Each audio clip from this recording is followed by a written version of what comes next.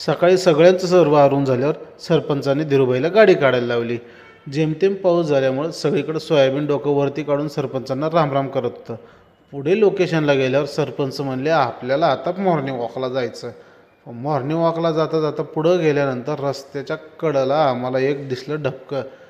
डबक्यात लई मोठे कमळ होते. डबकं छोटं होतं. आपल्या इथं सरासरी आम्ही एखादं कमळ कुठंतरी पाहतोय, तिथं लई मोठे कमळ होते. तेव्हा सरपंचांनी सांगितलं की आपण MP मधल्या सगळ्यात मोठ्या लोटस व्हॅलीला आलोय. या व्हॅलीची माहिती घेत असताना वरून राजांनी आपला शॉवर चालू केला. मग काय, या मोक्याचा फायदा घेऊन आम्ही करायला गेलो नाश्ता, पण तिथं मॅगीशिवाय काय नव्हतं. मग बळजबरीनं आम्ही मॅगी आणि चहा घेतला.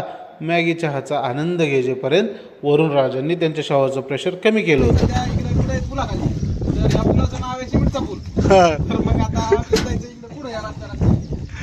सकाळपासूनच सरपंच लय कमळ कमळ करत होते. न राहता मी सरपंचाला शेवटी मनातली गोष्ट विचारलीच. सरपंच, मी आल्यापासून बघायलो आज तुम्ही कमळासोबत लय खेळायले. तुमचा विचार काय काय तुम्ही म्हणजे काय विचार दुसरा करायले का आता इलेक्शन यायले म्हणून? जाण्याचा गरज नाही. मग तुम्ही राष्ट्रीय फुल आहे. कमळाबाईचा काय विषय?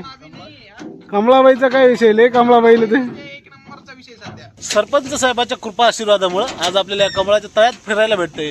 पण सीझन नसल्यामुळे इथं कमळ खूप कमी आहेत आणि जे कमळ आहे ते सरपंच साहेबाकडे आहे. तेव्हा त्या कोपऱ्यात कमळ दिसतंय. या व्हिडिओच्या माध्यमातून सरपंच साहेबाचे खूप आभार व्यक्त करतो की त्यांनी एवढं मस्त आम्हाला सहलीला आणलंय आणि फिरवत आहेत.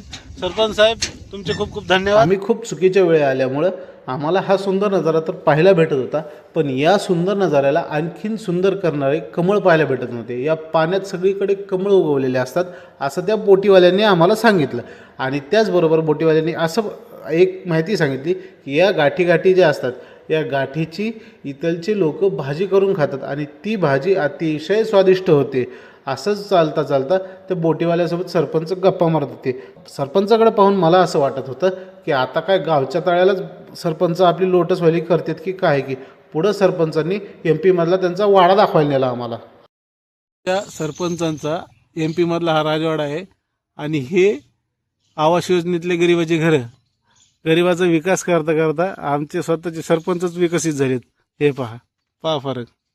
सरपंचाचा राजवाडा आणि आवास योजनेतले घर. वाड्याची भेट घेऊन आम्ही निघालो पुढच्या प्रवासाला लागल्यानंतर एका ठिकाणी सरपंच बोलले आपण थोडं चहापाणी करून घेऊयात, म्हणजे आणखीन आपल्याला पुढं प्रवास करता येईल. तिन्ही संध्याची वेळ झाल्यामुळं धीरूभाऊन लावली होती गाडीची बत्ती आणि नंतर पाहत होतं काय, सरपंचांनी आम्हाला थेट आणलं होतं महाकालच्या नगरीत उज्जैनला. तिथं मोबाईल अलाव नसल्यामुळं तुम्हाला काही दर्शन देऊ शकत नाही. दर्शन झाल्यानंतर पुढं सगळ्या गावाला व्हिडिओ कॉलद्वारे सरपंचांनी महाकाल लोक दाखवलेलं होतं. महाकाल लोक एवढं सुंदर होतं गड्यांनो की विचारता सोय नाही. त्यांना तुम्हालाही जर घ्यायचं असेल महाकाल लोकचं दर्शन तर उज्जैनला संध्याकाळी पोहोचाल अशा प्लॅनिंगनंच या. सरपंच आमच्यावर मेहरबान असल्यामुळं गेल्या 2 दिवसापासून आमच्या इच्छा पूर्ण होत होत्या आणि पहिला श्रावण सोमवार असल्यामुळं इथं बरीचशी गर्दी होती आणि महाकाल लोक दर्शनासाठी बंद केलेलं होतं. बाहेरून आम्ही पाहू शकत होतो. तर अशा महाकाल लोकच्या मूर्त्या पाहत हे पहा, हे रावणाचा सीन, कैलास पर्वत डोक्यावर घेतलेला, ही शंभू महादेवांची निघालेली वरात नंदी महाराजावर बसून, अशा खूप सुंदर मूर्त्या होत्या. या मूर्तीचं शेवटचं दर्शन घेऊन आम्ही निघालो पुढच्या प्रवासाला. भूक लागल्यामुळे आम्ही थांबलो एका हॉटेलला, पण तिथं सरपंचांनी काय मागवलं होतं काय माहीत, नुसत्या वाफा येत होत्या. सरपंचाला म्हणलं ते ठेवा दूर, आपली नुसती मिक्स व्हेज खाऊया.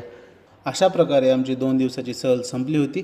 आणि जर हा 2 दिवसाचा प्रवास तुम्हाला आवडला असेल तर व्हिडिओला लाईक करा, कमेंट करा आणि चॅनलला सबस्क्राईब करायला विसरू नका. भेटूयात पुढच्या ब्लॉगमध्ये. तोपर्यंत राम आणि स्वतःची काळजी घ्या.